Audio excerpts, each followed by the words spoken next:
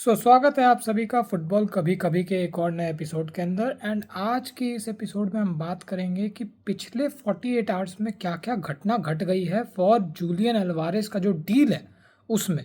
तो भाई, एक तो मैंने पिछले 2 दिन से कोई भी वीडियो अपलोड नहीं की थी बिकॉज बहुत सारे न्यूज़ आ रहे थे सामने, क्योंकि ऑफ कोर्स बार्सिलोना के लिए यहाँ पे एक स्ट्राइकर साइन करना बहुत ज़रूरी है फॉर अ सिस्टम जो कि हांसी फ्लिक चलाते हैं। उसमें डायनेमिक्स जो है वो स्ट्राइकर काफ़ी लेके आता है। एंड अब सो ऑफ कोर्स वो अगर एक लिंकअप स्ट्राइकर, एक टैक्टिकल स्ट्राइकर जो कि हांसी फ्लिक के सिस्टम में बैठ सके as well as a presser हो, तो यहाँ पे और अच्छा ही होगा यहाँ पे क्लब के लिए। एंड जो क्लब है वो बेस्ट प्रायोरिटी अभी तक लेके चल रही है जूलियन एल्वारेस को। And it is still current date. पहले ये रिपोर्ट आया था कि 31 जुलाई को, रिपोर्ट क्या है भाई, ये सच्चाई था कि 31 जुलाई को बार्सिलोना का जो ऑफर है वो खत्म हो जाएगा। जो 100 मिलियन का वो ऑफर डाला था बार्सिलोना ने जूलियन अल्वारेस के लिए। लेकिन अब तक क्लब ने कोई भी यहाँ पे अपने कदम पीछे नहीं लिए और वो अभी भी जूलियन अल्वारेस को लाना चाहते हैं क्लब के अंदर।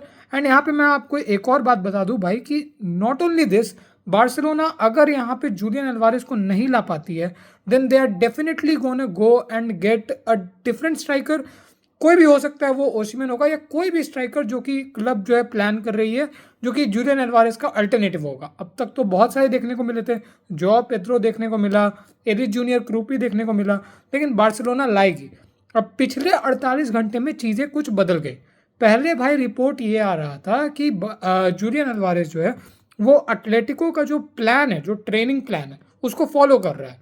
अब रिपोर्ट ये आ रही है कि डेको एंड उसके उनके साथ कुछ मेंबर जो हैं वो जूलियन अल्वारेस के एजेंट से बात करने एटलेटिको मैड्रिड में जा चुके हैं।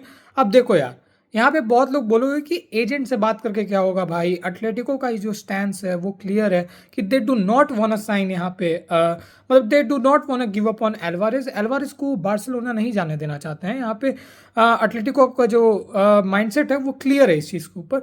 बट दोस्तों, चीज़ें ऐसे नहीं चलती हैं। बार्सिलोना जाके डायरेक्टली एटलेटिको से कॉन्ट्रैक्ट करने का कोशिश करेगी और वो फंस जाएगी।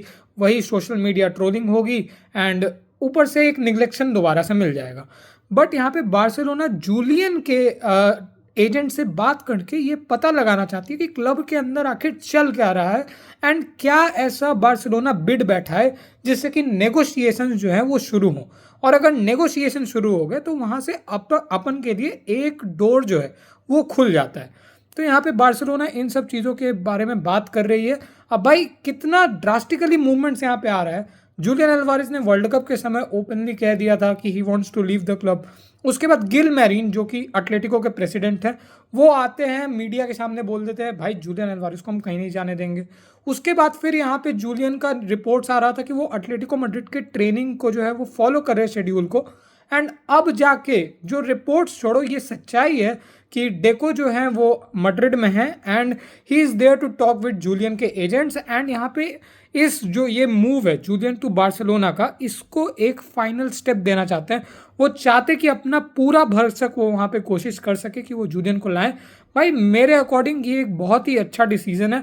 आप जाइए, आप ट्राई कीजिए। अगर वो आते हैं तो ठीक है, नहीं तो कम से कम ये जो सागा है पूरा जूलियन अल्वारेस टू बार्सिलोना, जिसके कारण हमने दूसरे स्ट्राइकर जैसे फिसनी कसलानी, व्लाहोविक, इनके अंदर आने के चांसेस रोक रखे हैं, ये जो है हमारे लिए थोड़ा सा डायनामिज्म खुल जाएगा।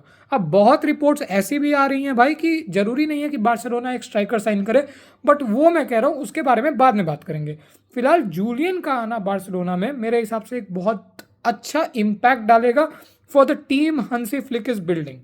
वेल भाई, अभी कोई भी चीज़ ऐसा क्लियरेंस नहीं आया है कि अगर एटलेटिको में चले गए हैं तो वो हो ही जाएगा, कि डील हो ही जाएगा। ज़रूरी नहीं है ऐसा। हो सकता है कि यहाँ पे अभी भी एटलेटिको अपने स्टांस जो है उसको मेंटेन करे कि भाई हम तो जूलियन को नहीं जाने देंगे। एंड हो सकता है कि यहाँ पे जूलियन जो है वो बार्सिलोना के अंदर नहीं है। बट मैं ये कह रहा हूँ भाई, कम से कम इस सागा से तो हम लोग बाहर अब निकलेंगे कि अब और स्ट्राइकर्स के ऊपर हम लोग ध्यान दे सकें rather than only on Julian Alvarez. बाकी अगर बात करें भाई तो किसी भी दूसरे प्लेयर के बीच में यहाँ पे नाम नहीं आ रहा है। बट हाँ, एक और प्लेयर है, जॉर्ज सैलिनास। अब सैलिनास जो है वो रेसिंग सैंटेडर का, जैसा कि आप जानते हो, कि डिफेंडर है। He is a left footed defender जो कि दोनों ही as a left back and as a left centre back दोनों ही पोजीशंस पे खेलता है। तो यहाँ पे बातें ये चल रही थी भाई कि उसके ऊपर अब दूसरे क्लब्स ध्यान दे रहे हैं, जैसे कि मैनचेस्टर यूनाइटेड।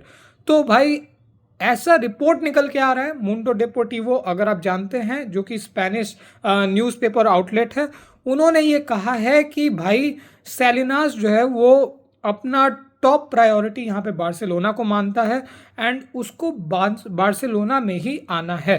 तो ये अब देखने वाली बात हो जाएगी कि सेलिनास की डील कैसे होती है। करंटली देखा जाए तो मेरे हिसाब से हाँ भाई, एक डिफेंडर, एक लेफ्ट फुटेड डिफेंडर लाना जो कि नेचुरल हो उस पोजीशन पे, as a left back, as a left centre back दोनों खेलता हो, ये ज़रूरी है।